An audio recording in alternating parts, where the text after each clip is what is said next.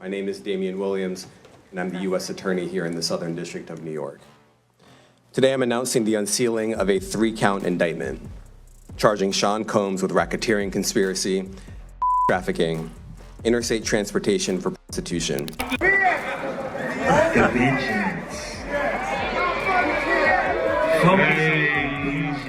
You understand? This man has been the motivation for this entire movement.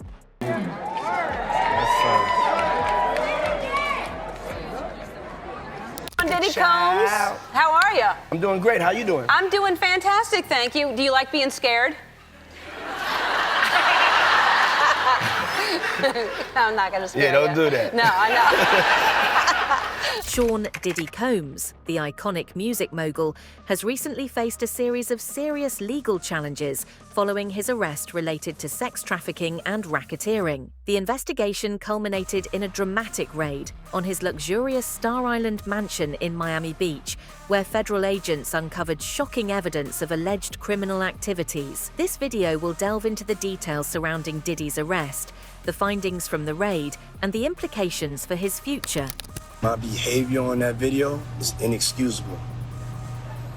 I take full responsibility for my actions in that video. I'm disgusted.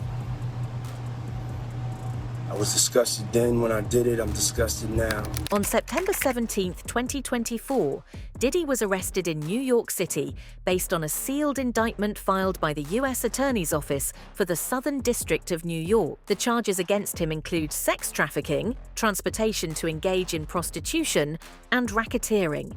According to U.S. Attorney Damian Williams, Combs is accused of creating a criminal enterprise that abused and coerced women to fulfill his sexual desires, while using his business empire to conceal these actions. Today, I'm announcing the unsealing of a 3-count indictment, charging Sean Combs with racketeering conspiracy, interstate transportation for prostitution. The indictment alleges that between at least 2008 and the present, Combs abused, threatened, and coerced victims to fulfill his desires. The indictment alleges that Diddy has been involved in a persistent pattern of abuse since at least 2008, utilizing employees and resources from his multifaceted business empire to facilitate his alleged crimes. His legal team has maintained that he is innocent and looks forward to clearing his name in court. The indictment alleges that between at least 2008 and the present, Combs abused, threatened, and coerced victims to fulfill his sexual desires, protect his reputation, and conceal his conduct. The raid on Diddy's mansion took place earlier this year, revealing disturbing details about the activities occurring within its walls. Law enforcement officials seized more than 1,000 bottles of baby oil and lubricant, along with narcotics and 3 AR-15 rifles with defaced serial numbers. These items were reportedly linked to what prosecutors have termed freak-offs, elaborate sexual performances involving drugged women and male sex workers. Which is ketamine, ecstasy, and GHB, which Combs distributed to the victims to keep them obedient and compliant. As alleged, when Combs didn't get his way, he was violent, and he subjected victims to physical, emotional, and verbal abuse so that they would participate in the freak-offs, and that Combs hit, kicked, threw objects at, and dragged victims, at times by their hair. Diddy's Star Island property is valued at approximately $48.5 million and features 7 bedrooms, multiple swimming pools, and luxurious amenities spread over 14,800 square feet. The mansion is situated in an exclusive neighborhood known for its celebrity residence and opulent properties. Diddy purchased this property in 2003 for $14.5 million and recently paid off an $18.8 million mortgage in anticipation of potential legal troubles. Also alleges other acts of violence undertaken by Combs and others, including violence against witnesses to his abuse, kidnapping, and arson. The indictment alleges that on more than one occasion, Combs carried or brandished firearms to intimidate and threaten victims and witnesses. The allegations against Diddy paint a picture of a lavish lifestyle intertwined with dark secrets. Prosecutors claim that he orchestrated parties that included illegal drugs, hidden cameras, sex workers, and even underage girls. These so-called freak-off events have been described as violent and coercive, with women allegedly being drugged and forced into sexual situations against their will. For weeks to heal. In addition to the violence, the indictment alleges that Combs threatened and coerced victims to get them to participate in the freak-offs.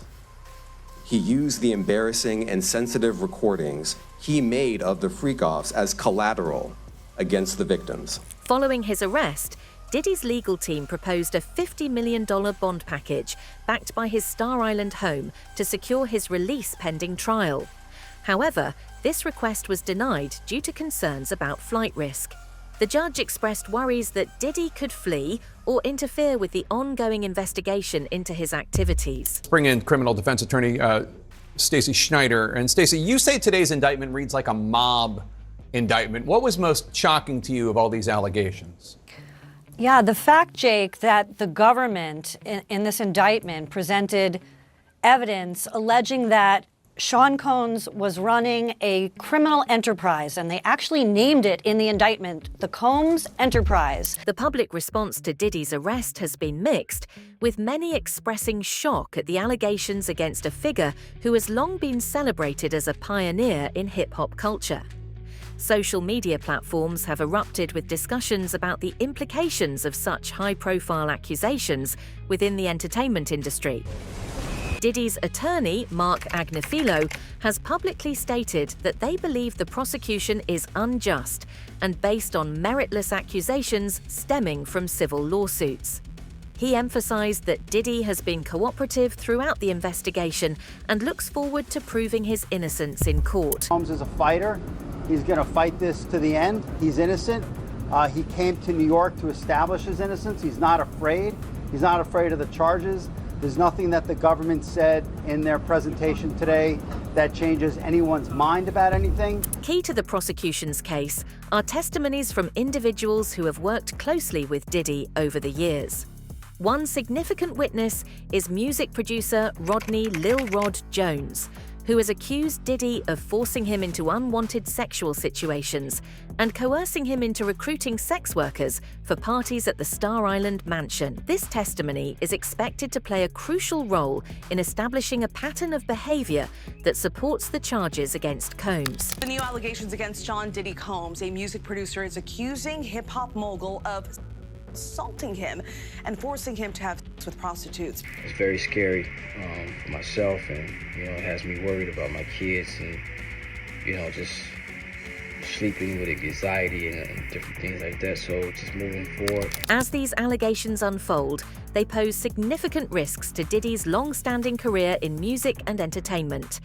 Once considered one of hip-hop's most influential figures, he now faces potential criminal convictions that could lead to severe penalties, including prison time. We broke a story that Diddy got arrested last night. Arrested last night in New York City by the feds. And I gotta tell you, Charles, I have never read 14 pages that contained so many shocking information and allegations. The case also raises broader questions about accountability within the entertainment industry. Many are calling for greater scrutiny of powerful figures who may exploit their status for personal gain or engage in abusive behavior without facing consequences. Assistants, staff, allegedly, that were able to procure women and alleged male to engage in performances for his own gratification.